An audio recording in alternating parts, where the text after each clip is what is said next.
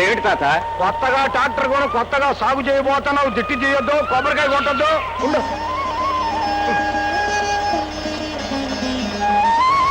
తల్లి భూదేవి, చదువుకున్న నా మనవడు చక్రం చేత పట్టుకుని చేలోకి దిగాడు. మళ్ళీ వచ్చే ఏరువాక నాటికి ట్రాక్టర్ మీద అప్పు తీరేట్టు చేయి తల్లి. ఇక దున్ను, లగాయిచ్చి దున్ను.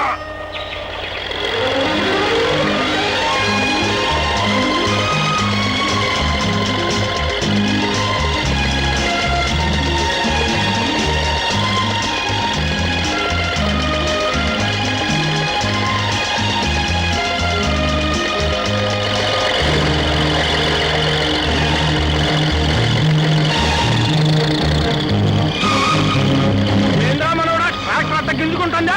నాగలకేదో పట్టినట్టుంది తాత. ట్రాక్టర్ కదట్లేదు. నువ్వు పలుకు పట్రా.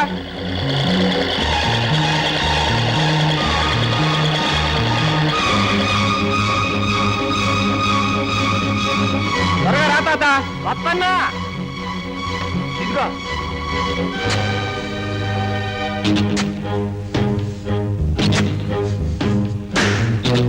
ఏదో కంగమని తగులుతోంది తాత. అంకెలు బిందెలు తగులుతున్నాయవరా?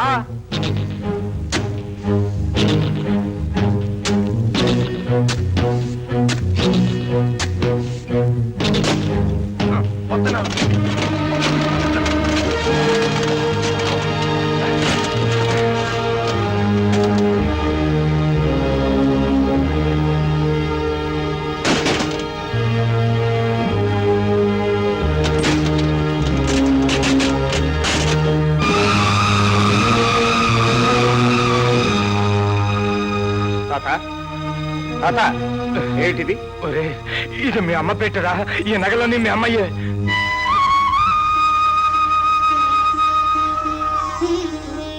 చనిపోయిన అమ్మ నగలు ఇక్కడికి ఎలా వచ్చాయి? పొయ్యే ముందు ఇక్కడ పాతి పెట్టినట్టుందరా.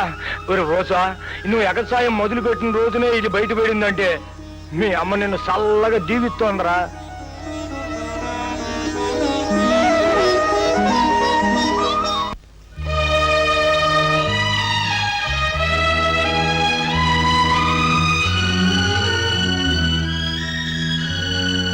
బాగున్నారా మావయ్య?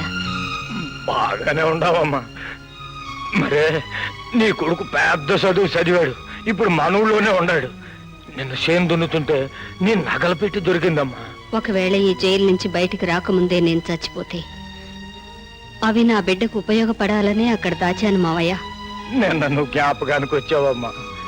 నీ కొడుకు సంగతి నీకు చెప్పి వెళ్తే నీ మనసు కుదట పడుద్ది కదా అని వచ్చానమ్మా. మావయ్య గారు, నేను బ్రతుకున్న సంగతి బాబుకు తెలియదు కదూ. నువ్వు ఒట్టేసి ప్రమాణం చేయించుకున్నాక ఇంకెందుకు చెప్తానమ్మా? నేను జనవరి 26ను విడుదలవుతున్నాను. అప్పటిదాకా ఆ రహస్యం అలాగే ఉంచండి. అట్టాగేనమ్మా, అట్టాగే. ఇది రేపు రాజేశ్వరి విడుదలవుతోందా? అవునండి. అది బ్రిడ్జ్ దాటి ఊళ్ళోకి రాకూడదు.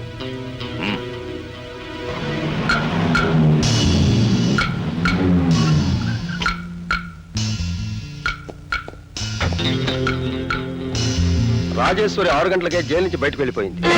ఎక్కడికి వెళ్ళి ఉంటుంది తాత? ఆ బసప్ప గారి దగ్గరికి వెళ్ళి ఉంటుందేమరా? నా ప్రియమైన ఉద్యోగులారా, చెరకు రైతులారా, ఈ వేళ జనవరి 26. సాధారణంగా చాలా మంది ఆగస్టు 15న మాత్రమే జెండా వందనోత్సవం చేస్తారు. కానీ మనం మాత్రం ఆగస్టు 15తో పాటు జనవరి 26ను కూడా జెండా వందనం చేస్తాం. ఈ శుభ సమయంలోనే మనం అందరం ఇక్కడ సమావేశమయ్యాం. నిజానికి నేను ఈ ఫ్యాక్టరీ ఓనర్నైనా నేను కూడా కార్మికుల్లాగే ఉంటున్నాను.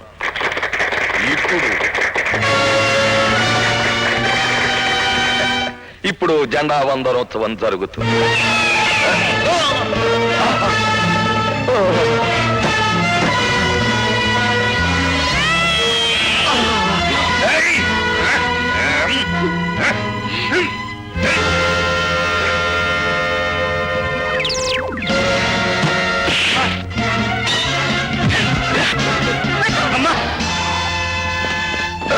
రండి ఎస్ఐ గారు, ఈ నరహంతకి మళ్ళీ నా ప్రాణాలు తీయబోయింది. దీన్ని అరెస్ట్ చేసి నా ప్రాణాలు కాపాడండి. నీ బిడ్డను నీకు చూపించి సంతోషపడదాం అనుకున్నా ఇవాళకి మళ్ళా ఎంత పని చేసావు తల్లా.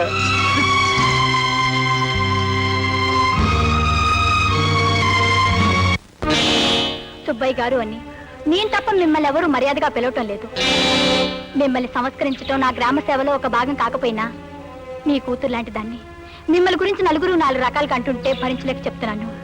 దయచేసి ఇంకెవరిని నోరుజారి తోలాడకండి. మిస్టర్ జస్టిస్, ముద్దాయి రాజేశ్వరి 14 సంవత్సరాల క్రితం ఇదే కోర్టులో తాను చేసిన నేరాలను అంగీకరించింది. కానీ విడుదలైన రోజే మళ్ళీ బసవప్ప గారిని కొన్ని 100 మంది చూస్తుండగా హత్య చేయడానికి ప్రయత్నించింది. కనుక ఈమెపై విచారణ జరిపించి తీవ్రంగా శిక్షించవలసిందిగా కోర్టు వారిని కోరుతున్నాను. ఏమమ్మా, నువ్వు శ్రీ బసవప్ప గారిని చంపాలని ప్రయత్నించావా? చంపలేకపోయినందుకు బాధపడుతున్నాను. మిస్టర్ జస్టిస్, ముద్దాయి చాలా తీవ్రమైన మనప్రవృత్తి గల వ్యక్తిలా కనిపిస్తోంది.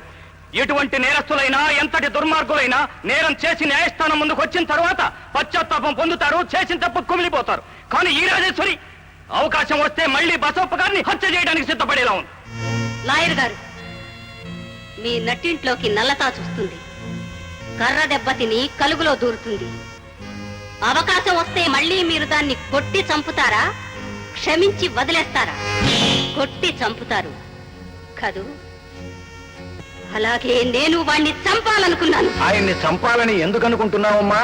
14 సంవత్సరాల మూగ వేతన ఈ రోజు బయట పెడతాను. ఈ బసవప్ప, చనిపోయిన శ్రీకాంత్ గారు కలిసి పంచదార ఫ్యాక్టరీ కట్టారు. రైతులందరికీ ఎన్నో ఆశలు చూపించి ఈ బసవప్ప మోసం చేశాడు. అప్పుడు నా భర్త కర్షకుల ప్రతినిధిగా, రైతుల నాయకుడిగా ఎంతో ఆవేశంగా ఫ్యాక్టరీకి వెళ్ళారు.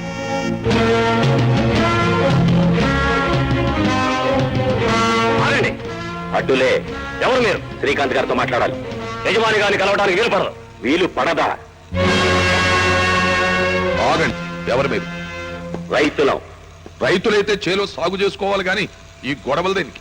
మీరు చేసిన మోసానికి ఒళ్ళు మండి కడుపులో చల్ల కదలకుండా వ్యవసాయం చేసుకునే రైతులకు ఇక్కడ పంచదార ఫ్యాక్టరీ పెడితే ఎంతో మేలు జరుగుతుందని చెప్పి నమ్మించి ఊరూరా గడప గడప చందాలు వసూలు చేశారు. రోజు పెట్టుబడి పెట్టే స్తోమత రైతులకు లేదని మేము వాదిస్తే పిండి కట్టలు ఇస్తామని, అడ్వాన్స్ గా డబ్బులు ఇస్తామని ఆశ చూపించారు. ఏది డబ్బు? ఎక్కడున్నాయి పిండి కట్టాలు? పిలవమే యజమాని. ఆయన చెప్పమన్న మాటే చెప్తున్నాను. ఇన్ని వేల మంది రైతులకు సాయం చేయడం మా వల్ల కాదు. వల్లగాని వాళ్ళు ఆశలు పెట్టడం దేనికి? భార్యల పుస్తులు కూడా తాకట్లు పెట్టవలసిన పరిస్థితులు రైతులకు కల్పించి ఇప్పుడు చేతులు దులుపుకోవాలంటే వీలు పడుతుంది అనుకుంటున్నావేమో. వారం రోజుల్లోగా బట్వాడా జరగకపోతే రైతుల సంఘటిత శక్తి ఏమిటో కళ్ళారా చూస్తావు.